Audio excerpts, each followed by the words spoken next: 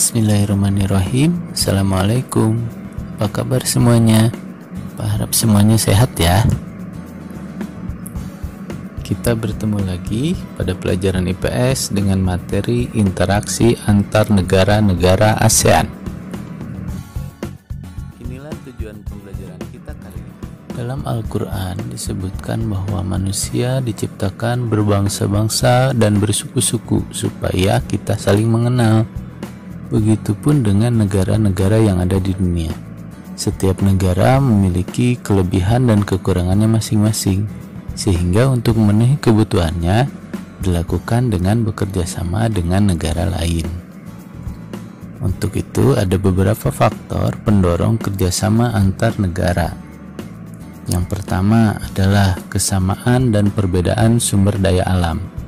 Contohnya adalah OPEC. OPEC adalah organisasi negara pengekspor minyak.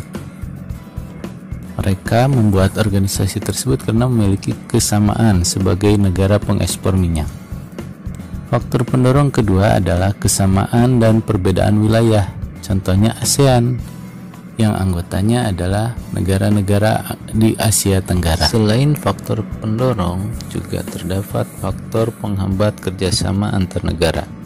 Yang pertama adalah perbedaan ideologi, seperti Indonesia dan Korea Utara yang berbeda ideologinya, karena Indonesia adalah negara Pancasila, tentu berbeda dengan Korea Utara yang merupakan negara komunis. Berikutnya, faktor penghambat kedua adalah konflik. Contohnya Israel dan Palestina. Tentu karena keduanya berkonflik akan menghambat kerjasama kedua negara tersebut. Yang ketiga adalah kebijakan protektif. Contohnya adalah menolak impor hasil pertanian. Ini tentu menghambat kerjasama dengan negara lain yang berencana untuk memasarkan hasil pertaniannya ke negara tersebut. Dan yang keempat adalah perbedaan kepentingan. Contohnya Indonesia dengan Israel, yang tentu berbeda kepentingannya, dan ini menghambat kerjasama. Kerjasama antar negara juga terjadi antar negara anggota ASEAN. Di antaranya dalam bidang sosial dan budaya. Contohnya adalah SEA Games, yang merupakan kerjasama dalam bidang olahraga, dan juga ASEAN Tourism Agreement, yang merupakan kerjasama di bidang kepariwisataan. Bidang kedua adalah politik dan keamanan. Contohnya adalah penyelesaian sengketa Laut Cina Selatan dan juga migrasi antar negara. Sedangkan yang ketiga adalah bidang pendidikan.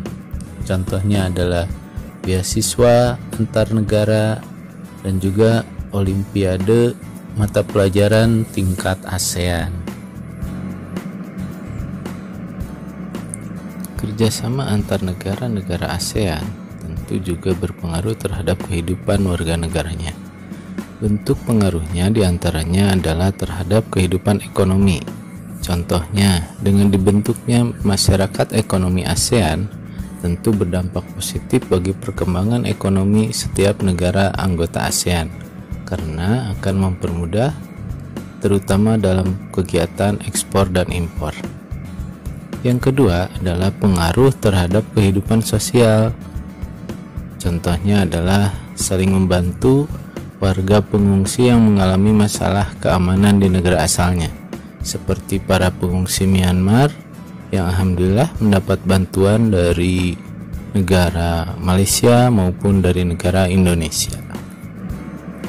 Pengaruh yang ketiga adalah dalam kehidupan budaya.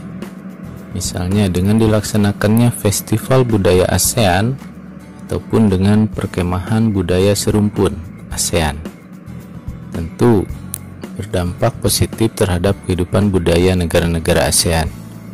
Yang keempat adalah pengaruh terhadap kehidupan politik.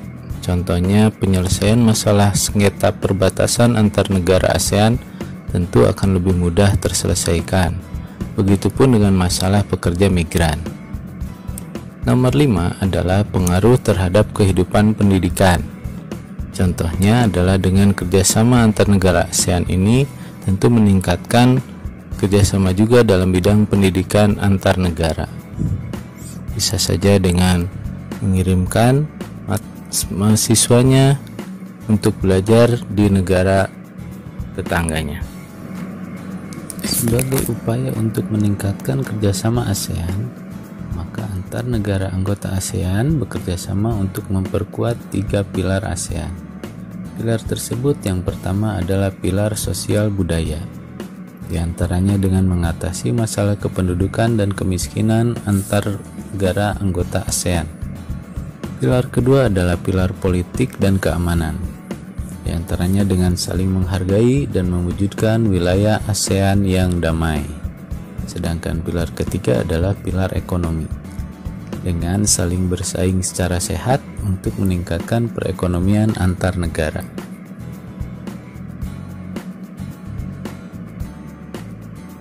Demikianlah pembahasan mengenai interaksi antar negara-negara ASEAN.